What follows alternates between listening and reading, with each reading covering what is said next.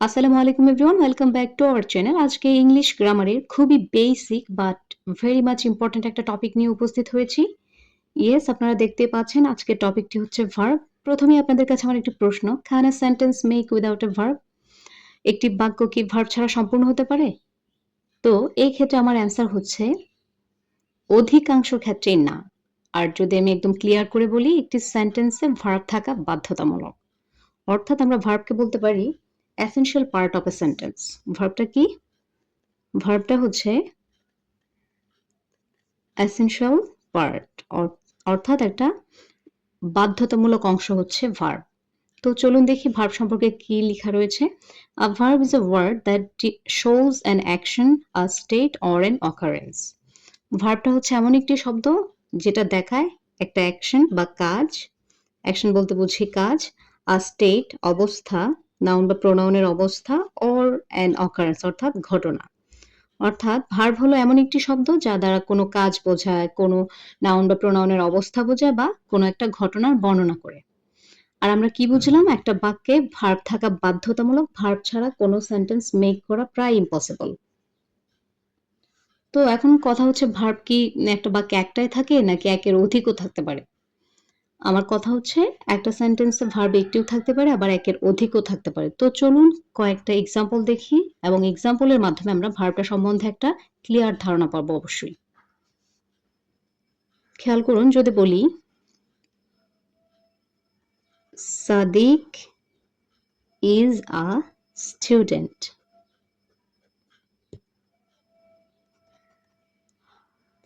Sadiq is reading a বুক।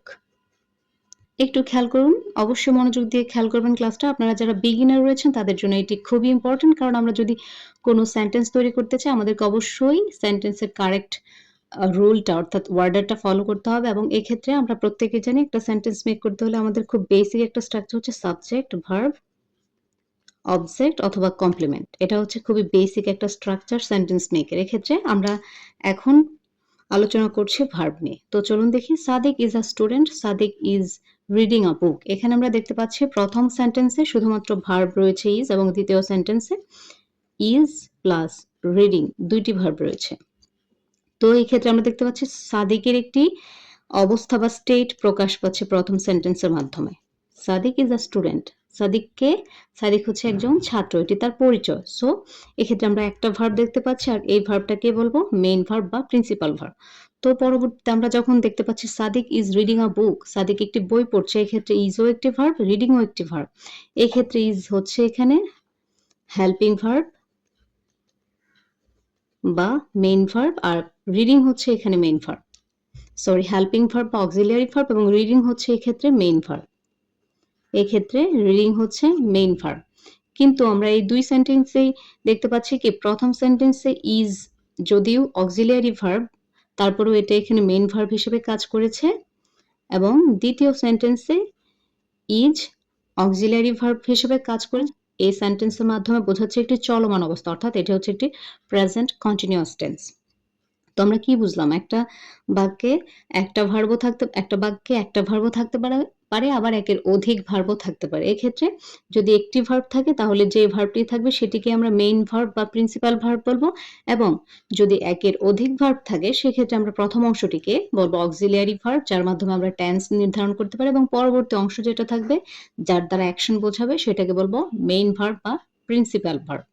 তো আমি আমার সঙ্গে বলেছিলাম একটা ভার্ব হচ্ছে এমন একটি শব্দ যার মাধ্যমে কোনো কাজ বোঝায় বা অ্যাকশন বোঝায়, অবস্থা বোঝায় অথবা কোনো ঘটনা বোঝায়। তো আমরা চলুন অ্যাকশন ভার্বগুলো দেখে নিই। অ্যাকশন ভার্ব মানে যেগুলো দ্বারা কোনো কাজ বোঝায়। এটা প্রথমে আমি একটা ওভারঅল ধারণা দিলাম। এখন আমরা অ্যাকশন ভার্ব এবং স্টেট ভার্বগুলো চিনে নেব। Action verb.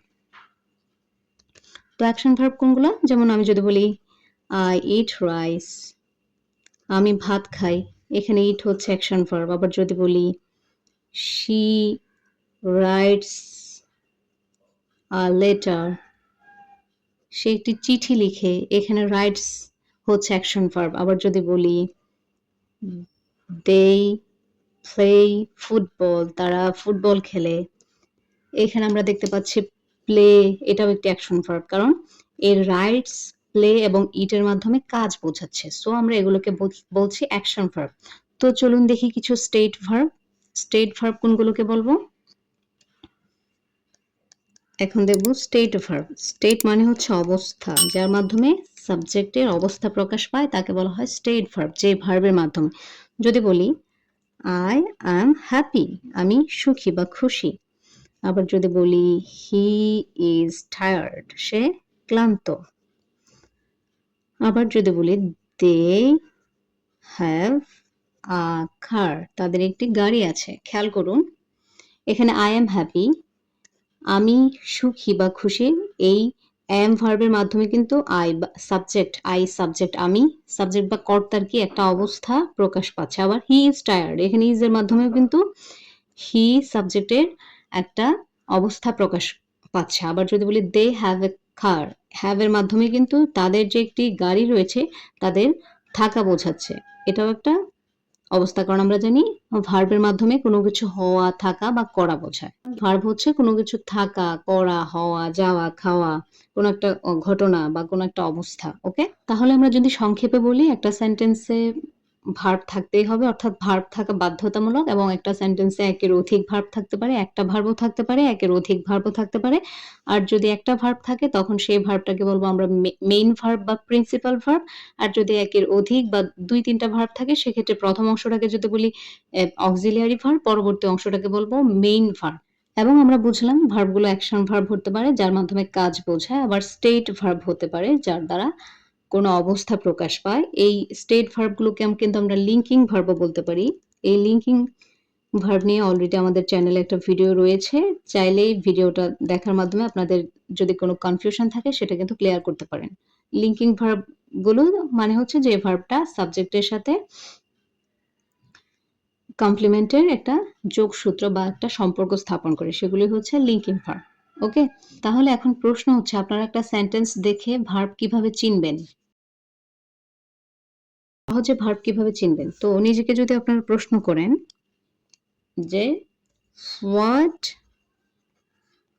Is the subject doing, অর্থাৎ আরেকটা যদি প্রশ্ন করেন what is the state of the verb,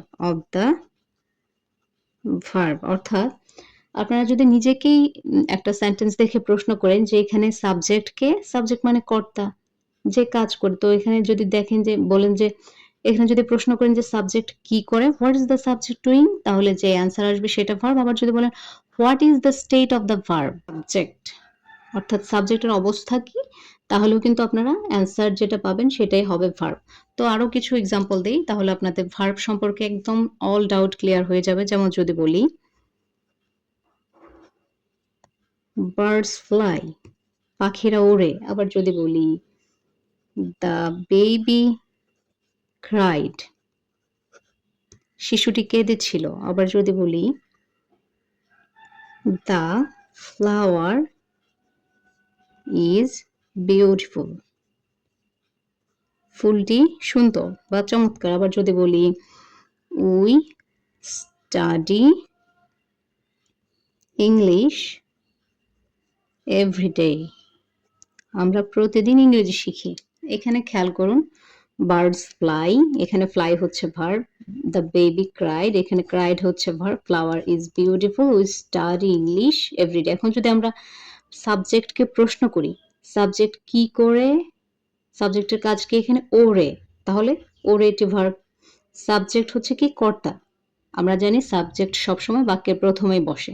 তো আমরা যদি জিজ্ঞেস করি পাখিরা কি করে, তাহলে উত্তর আসছে কিন্তু ওড়ে। সো ফ্লাই হচ্ছে এখানে ভার্ব। আবার যদি বলি শিশুটি কি করেছিল, উত্তর হবে কি কেঁদেছিল, ক্রাইড, তাহলে এখানে ক্রাইড হচ্ছে ভার্ব। আবার যদি বলি দ্য ফ্লাওয়ার ইজ বিউটিফুল, ফুলটি কি, এখানে ফুলের একটি স্টেট বা অবস্থা প্রকাশ পাচ্ছে, উত্তরে আসবে কি বিউটিফুল বা সুন্দর। তো এখানে ইজ হচ্ছে ভার্ব। আবার যদি বলি আমরা কি করি প্রতিদিন, আমরা প্রতিদিন কি করি, এখানে আমাদের অ্যান্সার আসবে স্টাডি, আমরা প্রতিদিন পড়াশোনা করি।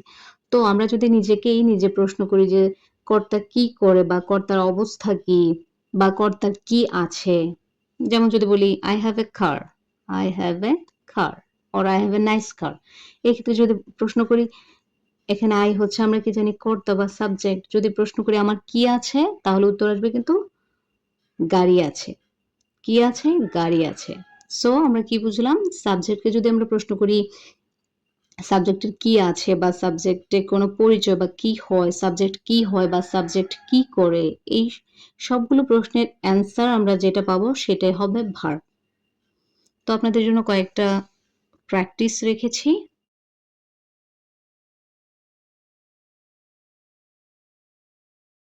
খেয়াল করুন, আমি এখানে ৩ টা বাক্য দিয়েছি। আপনারা চাইলে ভিডিওটা পজ করে এই বাক্যগুলোতে ভার্ব কোথায় রয়েছে সেগুলো চিহ্নিত করতে পারেন এবং চিহ্নিত করে কমেন্টে দিতে পারেন। অথবা তো আজ এ পর্যন্তই। ভিডিওটি যদি হেল্পফুল মনে হয় অবশ্যই একটা লাইক দিবেন এবং কমেন্ট করবেন। এবং এই ভার্ব রিলেটেড পরবর্তী ভিডিওগুলো পেতে অবশ্যই চ্যানেলটি সাবস্ক্রাইব করে পাশে থাকবেন। আজ এ পর্যন্তই। Till then keep learning and keep growing. আল্লাহ হাফেজ।